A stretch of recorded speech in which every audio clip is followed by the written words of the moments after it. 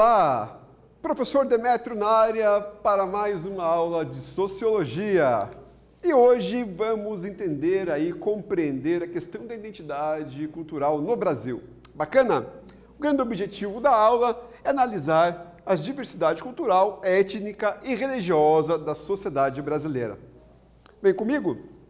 Como você define a identidade cultural no Brasil? A identidade cultural brasileira remete às quais imagens e tradições? Vamos tentar responder essas questões aí? Legal? Identidade cultural no Brasil.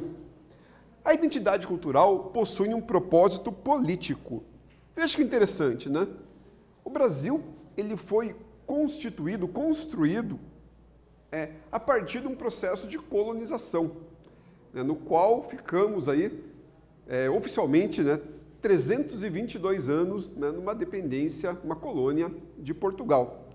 Né? A partir desse processo de colonização, da independência, ainda numa independência monárquica, né, por mais algumas décadas, até o modelo contemporâneo, né, no final do século XIX, de uma república. Né? E só mais para frente, já em quase meados do século XX, que alguns símbolos, né, nacionais eles são arremetidos, assim, constituídos, né, para uma identificação nacional do próprio brasileiro e até mesmo para o olhar daquele do estrangeiro. Bacana? No caso dos países que foram colonizados, como o Brasil, a criação de uma identidade cultural nacional teve um papel fundamental para que o Estado se firmasse após a independência. Legal? Legal, turma? No início do século XX, muitos intelectuais dedicaram-se a investigar a cultura brasileira. Eles buscavam entender quais os fatores em comum que comporiam a identidade dos brasileiros. Veja que interessante. Então, né, a partir do início do século XX, muitos estudiosos, intelectuais, antropólogos, né, Gilberto Freire, Roberto da Mata, né, tantos intelectuais começavam a pensar quem que era esse brasileiro. Até porque não é fácil identificar um brasileiro, porque nós somos heterogêneos, né? Temos múltiplas possibilidades, diferentes possibilidades. Assim como, né, temos uma questão multicultural, né, tremenda. Sem contar também que muitas vezes na nossa própria cultura, que já é diversa, nós agregamos ainda cada vez mais, isso principalmente agora a partir do século XXI, das tecnologias, ainda mais também a cultura do estrangeiro, né? No cinema, por exemplo, nas músicas, a gente vai apropriando-se também de alguma outra forma de cultura, o que torna a nossa cultura ainda mais rica, né? Ela já era bastante rica e cada vez ainda mais rica com essa possibilidade tão grande que nós temos. Bacana? Alguns governos, como o de Getúlio Vargas, também fizeram esforços para instaurar símbolos de uma cultura nacional. Veja que interessante, ali na década de 30, de 40, né? Símbolos da nossa cultura. No nosso mapa, o Cristo Redentor, a bandeira, a questão muito das praias do Brasil, né? O coqueiro, o surf, né? A questão, né, das músicas, né? O tambor, né? Ali o índio, né? Também relacionado à questão da nossa formação, né? A questão da religiosidade, do café, que muito tempo foi um papel importante, aí, um elemento importante na nossa exportação, né? E o consumo próprio, água de coco ali, né? As bebidas, né? O tucano como um símbolo brasileiro de um país tropical. Quer dizer, a capoeira também voltada à dança, a questão aí da afrodescendência, né? Também ligado à capoeira, as danças, o ritmo. Então, várias simbologias foram importantes aí, né? Nesse processo de símbolos, de proposições aí de símbolos em relação a uma cultura nacional. Legal? Vamos fazer nossa primeira atividade, então? Leia a frase. Apesar de feitos pela fusão de matrizes tão diferenciadas, os brasileiros são hoje um dos povos mais homogêneos linguisticamente e culturalmente. Indique quais são os principais elementos da identidade cultural brasileira e justifique a escolha desses elementos, símbolos, rituais, tradições, etc., de acordo com suas memórias pessoais. Escreva um parágrafo em seu caderno. Interessante a questão, pessoal, ela tem um efeito de matrizes, né? Um efeito em relação às questões linguísticas, culturais, e também uma questão de uma vivência pessoal, né? Analisem aí, escrevam um tempinho para vocês fazerem.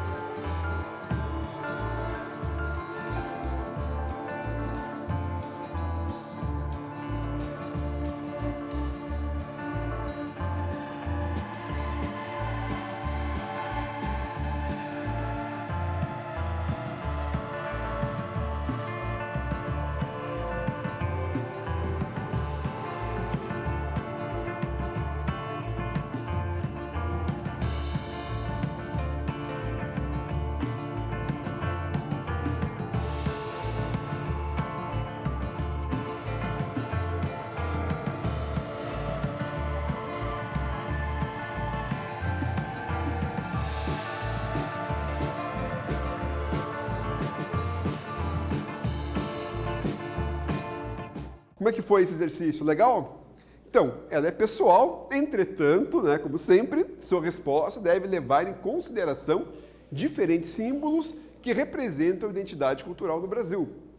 Eles são variados, dependendo das suas experiências e memórias pessoais. São inúmeros os exemplos: samba, a Copa do Mundo, a bandeira, a fauna, a flora, os feriados, os monumentos, rituais, costumes, alimentos, festas e tantos outros. Legal? Espero que vocês tenham gostado dessa atividade aí. Vamos lá?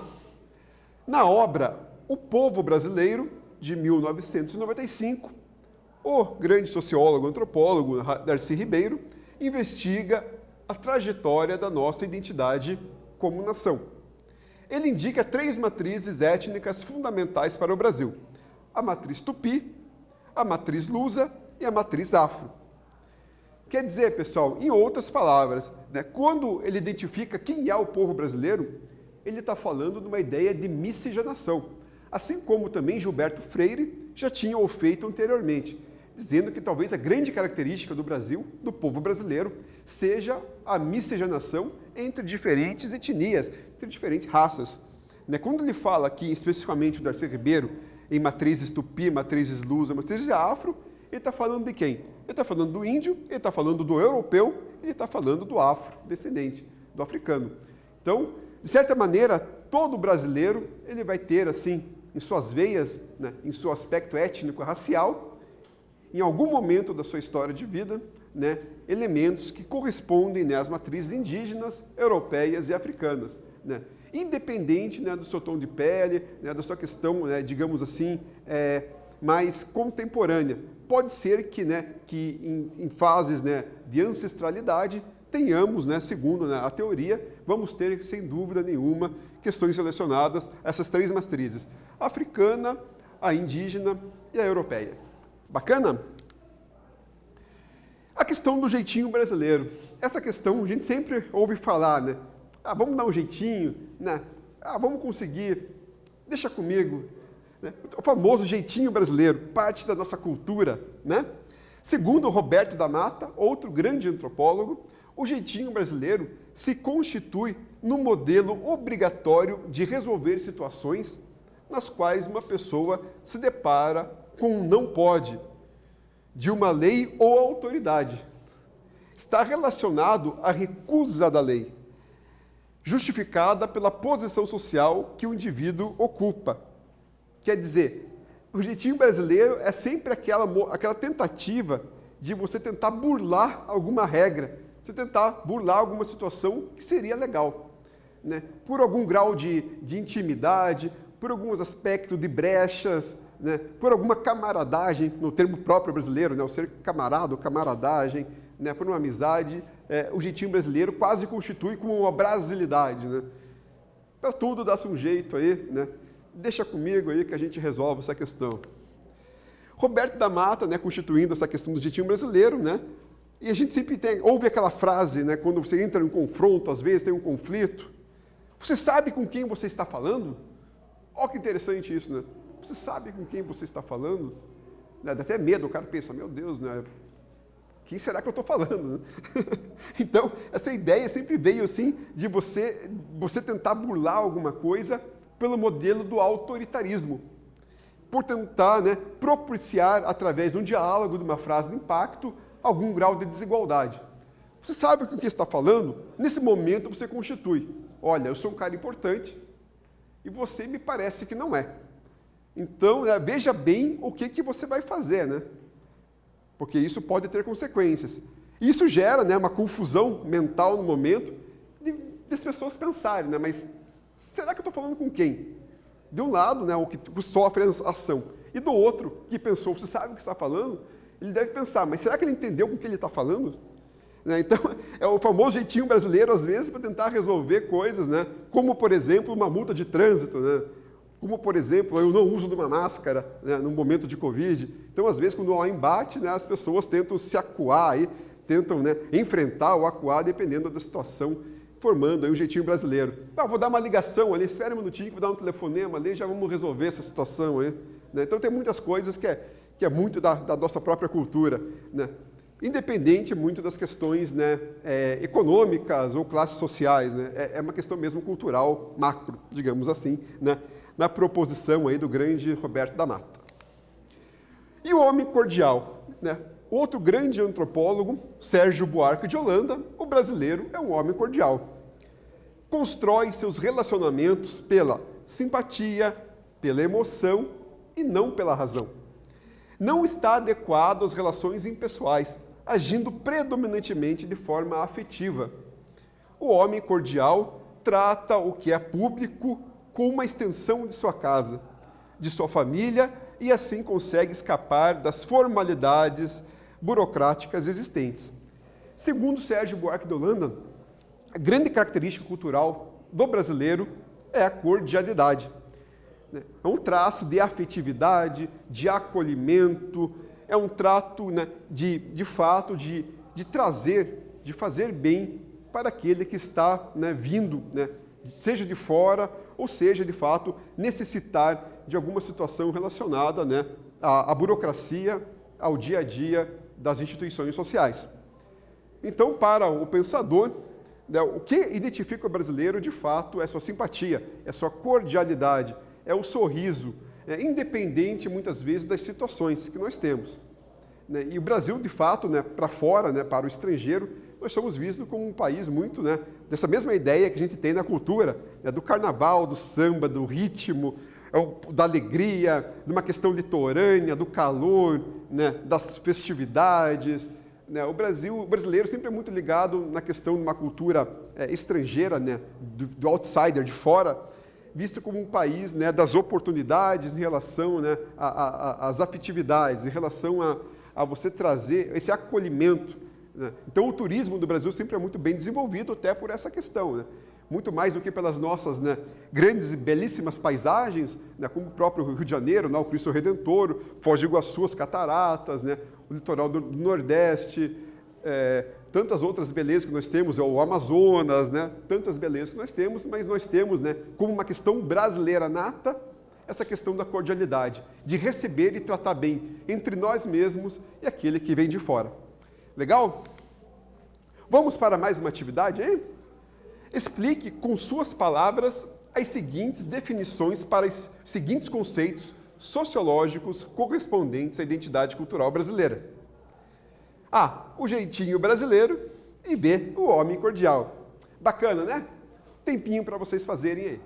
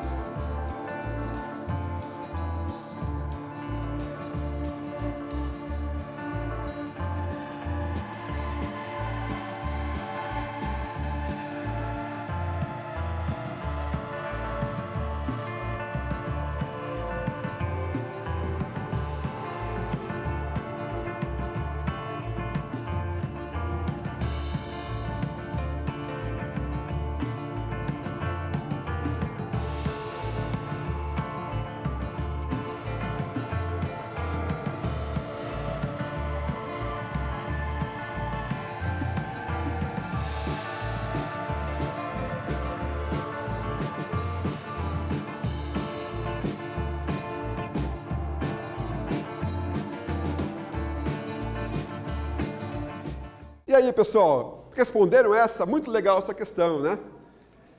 Sua resposta deve citar a autoria dos conceitos de Roberto da Mata para o jeitinho brasileiro e de Sérgio Buarque de Holanda para o homem cordial. O jeitinho brasileiro é relacionado à recusa da lei, justificada pela posição social que o indivíduo ocupa. Essa prática revela o autoritarismo e as desigualdades do Brasil. Já o homem cordial enfatiza a emoção em detrimento da razão nas relações sociais, confundindo o que é público com o que é privado. Legal, pessoal?